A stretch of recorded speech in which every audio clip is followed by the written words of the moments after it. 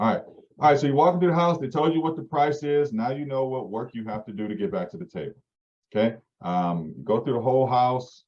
Man, however big the house or small the house is, it could take X. And you're looking at everything because what you're thinking about what is the inspection, right? You already know what's going to come up on the inspection. It's the same old stuff over and over and over. Anything considered a big deal is what? Plumbing, electrical, foundation, and roof. That's it. Anything else is probably cosmetic. And if it needs to be painted, people want to paint the house. If they do want to paint the house interior, what color should they paint it? White. Yep. Okay.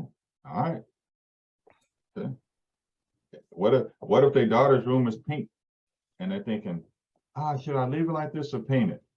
Paint it. I say leave it. Oh, leave it. Okay. Why? Delays me getting my home on the market.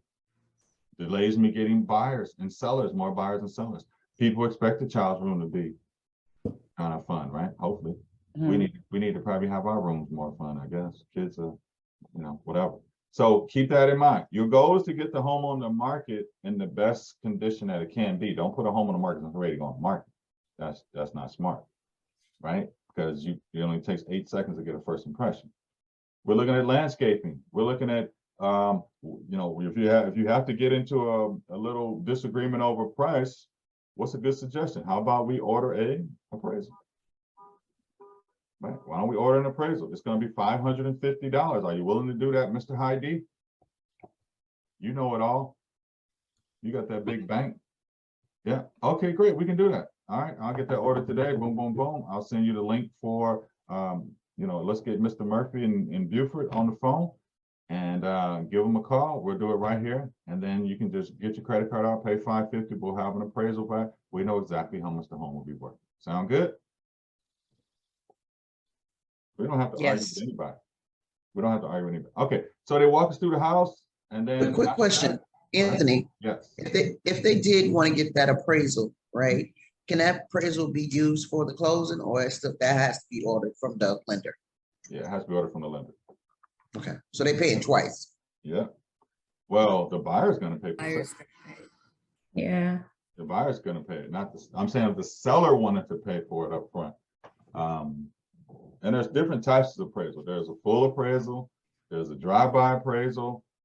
So your buyer, your seller, you want to talk to them. If they want to pay for an appraisal, you want to talk to them in a full appraisal. Why? Because what if the appraisal comes back and it's in your range? You can just connect it online and market it. Like here, appraisal attached to listing, just like you guys do with seller property disclosures and things of that nature. Just attach it. If you got the house listed for 400 and appraised at 420, attach it. I would love for 100% of the sellers to get an appraisal, really. But I would tell you less than 1% will do it. They like. There's also desktop. Yeah, desktop. There you go. That's 3 different types of appraisals. So keep that in mind as well. And the only difference is a full appraisal is going to show the condition. But if you got a house that's in pretty good condition on the interior, do a desktop like Simone said, or drive-by. It's probably $200 or $300. You might tell them, hey, we'll split it. I'll give you, take $150 off my commission at closing. Don't get stuck on traditional ways of doing real estate, guys.